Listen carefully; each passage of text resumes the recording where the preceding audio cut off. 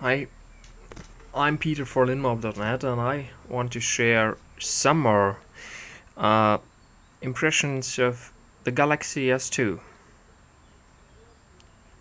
So I just switched it on, and just to show you again how quick this thing boots up, it's really very quick, at least compared to other devices I've used before. For example, if you have ever used a web OS device, this is really they take ages to boot.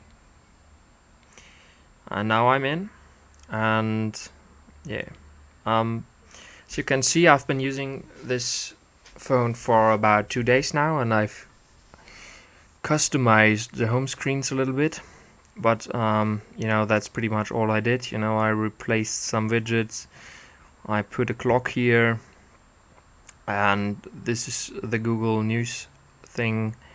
This is TweetDeck. This is this agenda which comes with it, and this is the energy control, which is nice because it has a lot of features. There's some, I think you can press here and then you've got some more options. Maybe you can even, no, you can't swipe through. This is a task manager, which is nice to have too, and this one is still empty. The wallpaper is actually, well, it's stupid, of course. It's just a way with which is paved, but I took this picture with the Galaxy S2's outstanding cam. I've asked a few friends what they think about this super phone, and they all liked it for its speed and thinness, but well, they were concerned about the size, and of course the price. People who have a dumb phone, they have a dumb phone because they are fine with it.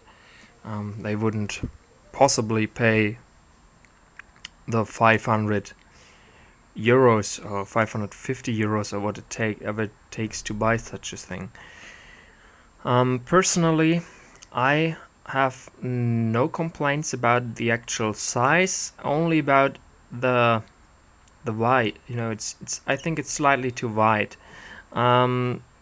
Half a centimeter less would be a lot greater for me, so probably I would be better off using an HTC Sensation, which has the same diagonal, but which has a true 16:9 ratio and not 16:10 as Galaxy S2.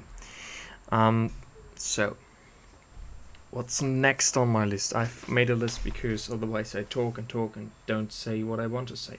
Well, then there's one more hardware thing that I really miss on this device, and that's a dedicated camera button to start the camera. I don't need a camera button to actually take a picture. I actually sometimes prefer to do that on touchscreen because, for example, with the Asus Stream, you've got a dedicated camera button, but this is not that easy to press always, and as it's hard to press, it sometimes occurs that you press it and then you move the phone, and that's why the picture is blurry afterwards.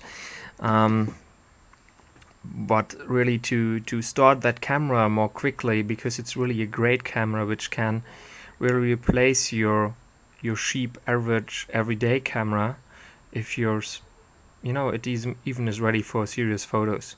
1080p videos actually didn't look that good, but yeah, I think there's still some room for improvements, and Samsung will work on this. But 720p, for example, is really, this phone shoots nice 720p video. It's really great. So then there's one more thing. It's brightness. So let me quickly enter settings to show you the brightness of this display, which is so. Right now I've been on automatic brightness, and as this is indoors and it's a cloudy day, this is less than the half brightness. Let's go down to minimum. Yeah, you can't really see that screen now. Yeah, so that's would be too, but like this it's really really really really bright, and the black is still perfect because it's Super AMOLED Plus, or because it's AMOLED. In fact, AMOLED Plus comes in when you switch back to automatic brightness, because the automatic does a pretty good job. The AMOLED Plus is nice for reading text, which is small text. So let's see whether I've got a bookmark here or something. Okay, so let's just go to linmob.net. Linmob.net, my website. And okay, to show you the readability of text. I hope you can see it now. Actually, I didn't get a new camera, I just increased the distance. And actually at, well, yeah, like this size, the text is still readable. Yeah, which is great. For example, on the Asus Stream, which has a smaller display, of course, text isn't really readable then, because of, well, like this it isn't readable, but like this it is readable on the screen. And this is really a difference to a stock AMOLED screen, because there on a stock AMOLED screen you've always got this pen tile problem, which makes it hard to read small text. This is readable. It's not great to read, and you would always, of course, increase size to like this or something, but it is readable, and that's great. And that shows how great Super AMOLED Plus is with its 12 subpixels. That's about the hardware for now. Or, well, no, let's run a benchmark, because I haven't run Quadrant yet on the first video because I wasn't connected to the internet. This should be, no, that's Polar's office, I'm sorry. I'm just looking on the small screen of this camera, and this, my mistook this. So let's run the full benchmark. There are a few apps running in the background, so this isn't the maximum score which we'll make here, but let's see. I.O. is in fact that what takes the longest, but that's normal actually, that's step 2 or 4. Then graphics is really great again, terrific. However, if you're a mobile gamer, you should maybe consider a Tegra 2 device, because of the Tegra Zone, which will have, or which for now has, probably the greatest 3D apps, and you can't run those apps on the Samsung Galaxy S2 because this thing doesn't have a Tegra 2 chip, but a Samsung Exynos 4210, which is not worse, but you know. Okay, so the score is, I think that you can almost read it. It's 3208, and this thing is not rooted, not overclocked, nothing, and there are a few apps running in the background, so this is absolutely fascinating. So let's get to the software. First of all, I didn't replace TouchWidth yet.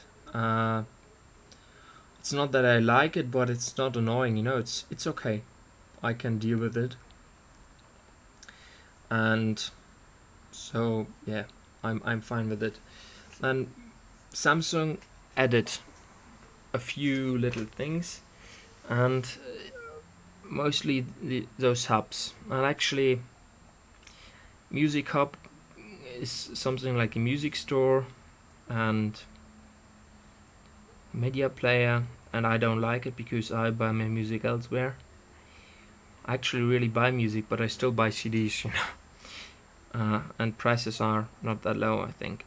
Then Game Hub, it's unable to access my SD card and doesn't start. fine. Well, it's not that great anyway. It's just social gaming, and most of this social gaming is actually you've got to pay for it. You know, it costs money, so I wouldn't use that too. And the Readers Hub looks really great. It's a nice UI,